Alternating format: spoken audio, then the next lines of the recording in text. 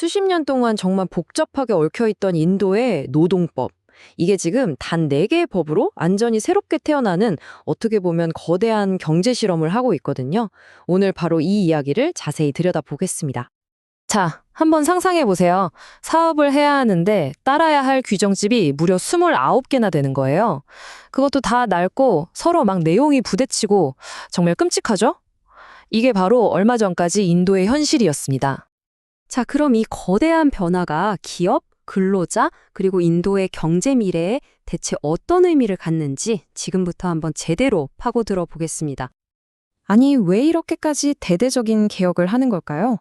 이게 얼마나 중요한지 제대로 이해하려면 먼저 어떤 문제들을 해결하려고 했는지부터 살펴봐야 합니다. 기존 시스템이 만들어낸 문화가 바로 이 인스펙터 라지, 우리말로 하면 감독관의 통치 시대 같은 건데요. 말 그대로 공무원들의 권한이 너무 막강해서 사업 속도를 늦추는 건 기본이고요. 이게 또 부패의 온상이 되기도 했던 거죠. 이러다 보니까 외소화라는 진짜 기이한 문제까지 생겼습니다.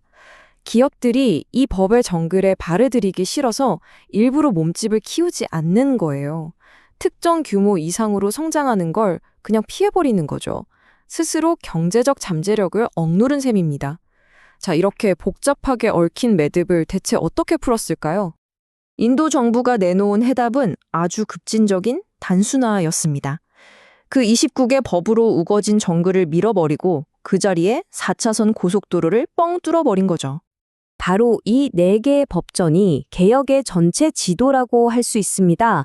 보시면 임금법은 최저임금부터 보너스까지 임금에 대한 모든 걸 하나로 묶었고요. 그 다음엔 노사관계법, 사회보장법, 그리고 산업안전보건법이 각각의 영역을 책임지는 거죠. 모든 걸 이렇게 딱 4개의 명확한 기둥 아래로 정리한 겁니다. 자, 그럼 이 새로운 법들이 구체적으로 기업에게는 어떤 변화를 가져왔을까요? 딱 한 단어로 요약할 수 있습니다. 바로 유연성이죠. 이게 정말 큰 변화인데요. 예전에는 직원이 100명만 넘어도 해고하려면 정부 승인을 받아야 했거든요. 근데 이제 그 기준이 300명으로 무려 3배나 뛴 겁니다. 이건 중견기업들한테는 시장 상황에 훨씬 민첩하게 대응할 수 있는 날개를 달아준 셈이죠. 초과 근무도 마찬가지입니다. 예전에는 분기별 한도가 워낙 빡빡해서 갑자기 주문이 몰리거나 긴급 프로젝트가 생기면 대응하기가 참 어려웠어요. 그런데 이제는 분기당 최대 125시간까지 가능해지면서 필요할 때 인력을 훨씬 탄력적으로 운용할 수 있는 숨통이 트인 거죠. 그리고 여성 야간 근로. 이것도 굉장히 중요한 변화입니다. 이전에는 대부분의 산업에서 여성의 야간 근무가 금지되거나 엄격하게 제한됐거든요. 이제는 근로자 동의와 안전조치만 있으면 모든 분야에서 가능해졌습니다. 특히 IT나 제조업처럼 24시간 돌아가는 산업에서는 이건 뭐 엄청난 인력풀이 새로 열린 거나 마찬가지입니다. 자, 그런데 이 개혁이 기업들 좋으라고만 만든 건 절대 아닙니다. 동전의 양면처럼 근로자들을 위한 훨씬 더 넓고 현대적인 사회 안전망을 만드는 것, 이것도 굉장히 중요한 목표거든요. 근로자 입장에서 가장 큰 변화 중 하나는 바로 이 50% 상한 규칙일 겁니다. 이게 인도의 모든 급여 명세서 구조로 완전히 바꿔놓을 정도인데요. 당장 내 손에 들어오는 월급, 그리고 나중에 받게 될 퇴직연금에 직접적인 영향을 주게 됩니다.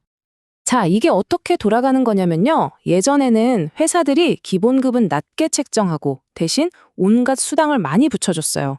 왜냐면 그래야 회사가 내는 사회보장 기여금이 줄어드니까요. 근데 새로운 규칙은 이걸 막은 겁니다. 이제부터 기본급은 무조건 총 보수의 50% 이상이어야 한다. 이렇게요. 그럼 어떻게 될까요? 내 퇴직연금 계좌에 쌓이는 돈은 늘어나지만 대신 매달 내 통장에 찍히는 돈은 줄어드는 거죠.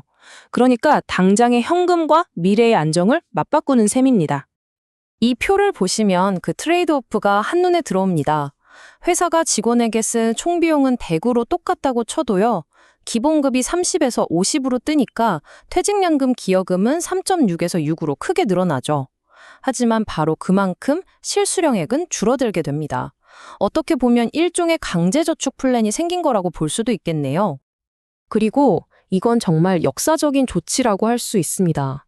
바로 긱 이코노미, 그러니까 플랫폼 노동자들을 위한 안전망이 처음으로 생긴 거거든요.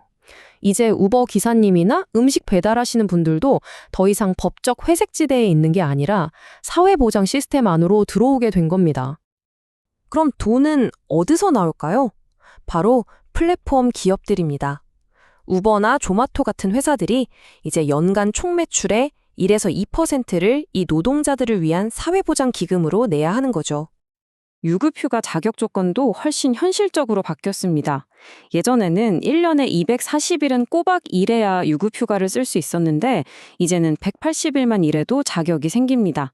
이게 별거 아닌 것 같아도 신입사원이나 단기 계약직으로 일하는 분들한테는 워라밸을 챙길 수 있는 아주 중요한 변화라고 할 수 있죠. 자, 그럼 이 모든 변화들이 합쳐져서 인도에서 사업을 하는 일상적인 현실을 어떻게 바꿔놓았을까요?